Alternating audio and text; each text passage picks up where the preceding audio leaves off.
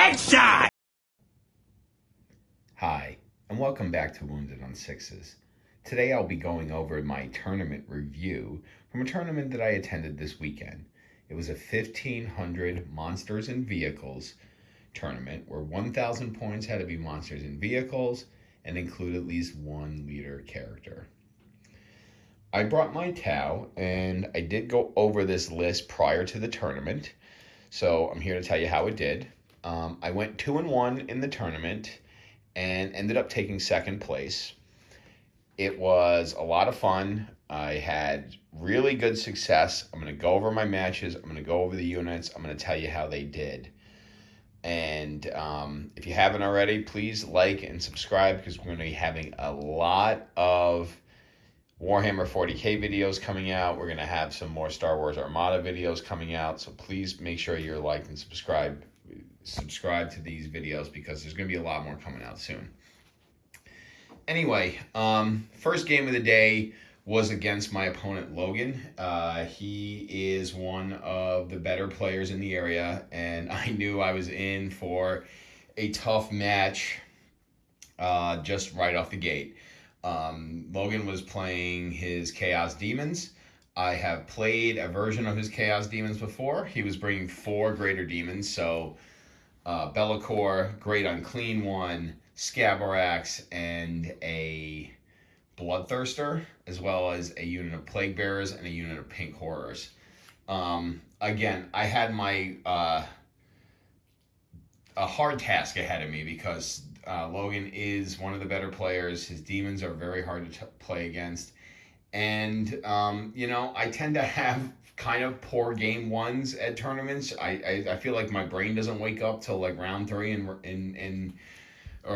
turn 3, round 1. So I kind of brain farted a little bit here, but ended up dropping this game to Logan 99-67.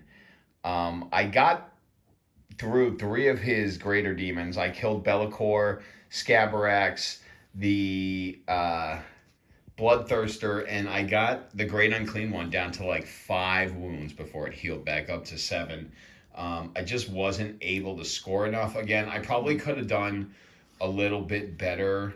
I had a great shot with my Hammerhead, overwatched on a 6, and then did dev wounds to the Bloodthirster, putting it down to 2 wounds, and then when the Bloodthirster destroyed the Hammerhead, the explosion killed the Bloodthirster. It was a really, really fitting there. So that was how game 1 went. Again, a loss, 99-67. So I'm already on the back foot. But again, I played the best player at the tournament already. So I was feeling confident going into round 2. Round 2, I went up against a gentleman named Clint. He brought his Chaos Space Marines. They were painted up beautifully as Black Legion. And we were playing, I believe it was Sites of Power on Search and Destroy, which not the greatest thing for me, especially because both of my leaders start in Deep Strike because they're in my Forge, my Sun Forge units. But also Search and Destroy, not the greatest map for Tau. I ended up winning this one pretty handily though, 81-31. Found really good success.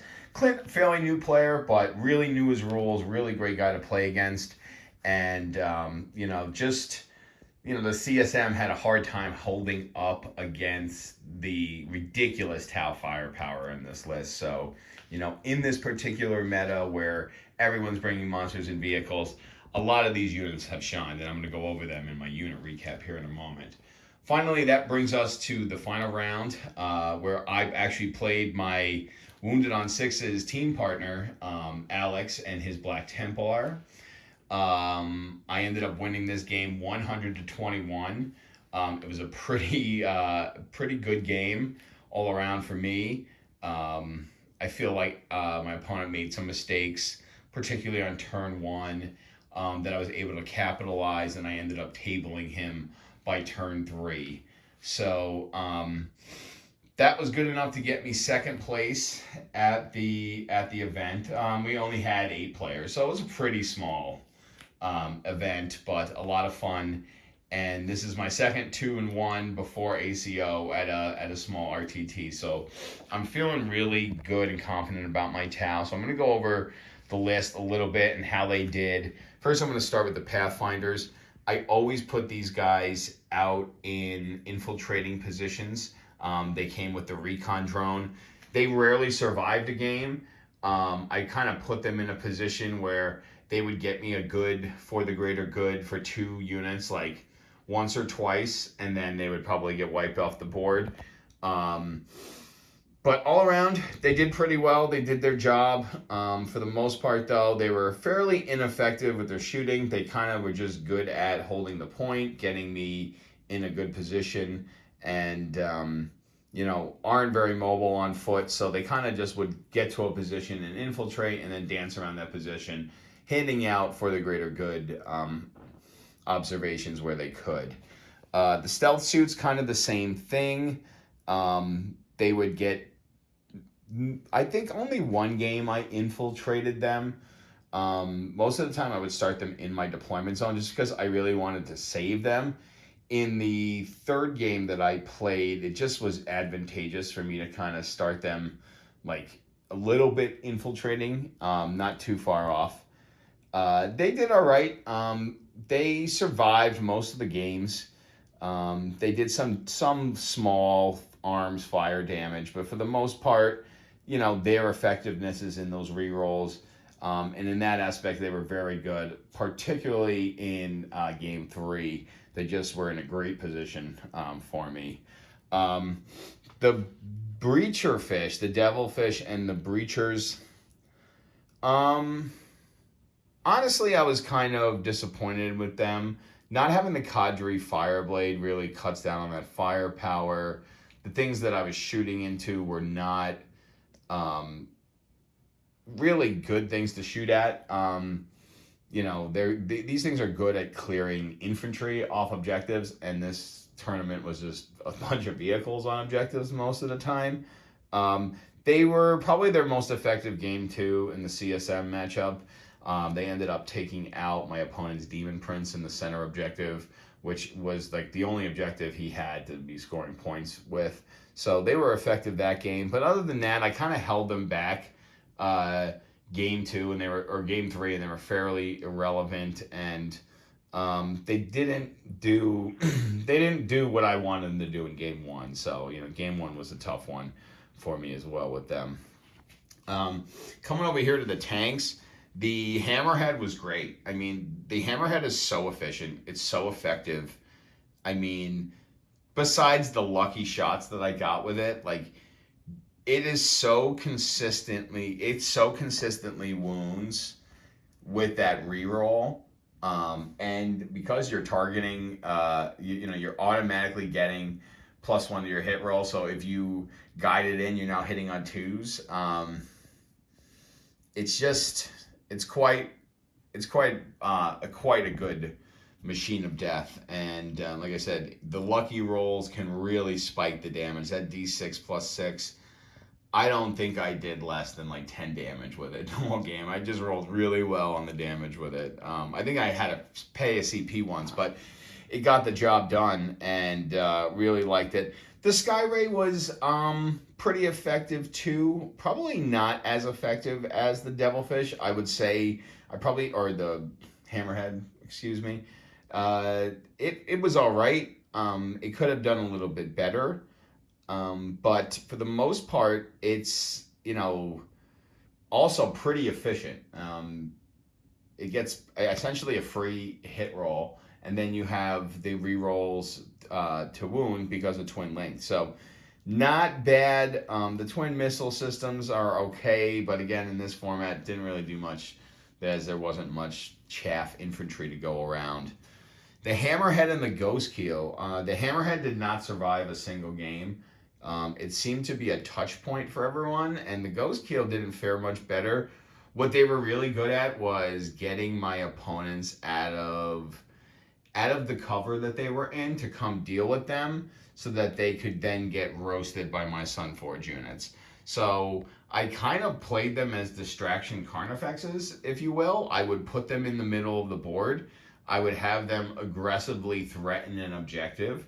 I would force the opponent to come up and deal with them, whether in shooting, which is pretty difficult. You need to come up and try to slap these boys. And after they would do that, because there wasn't much chaff infantry to zone out, I was able to then drop down with my Sunforge units and basically roast everything. And that goes from demons to land raiders to Mauler fiends to repulsor executioners. I mean, you name it. These guys would come up, force my opponent to deal with them, and then the Sunforge were just fantastic. I went second every game. I lost turn one. So it was awesome because I would always rapid ingress one Sunforge and then on my turn two drop the other Sunforge. And very rarely did it not kill the target that it was intended to. The demon match was a little bit harder because there's so many wounds. But it was pretty impressive how great the Sunforge was. And yeah, I mean, I'm essentially just building 2 Sunforge units into every list that I have. They're just so good, so efficient against monsters and vehicles.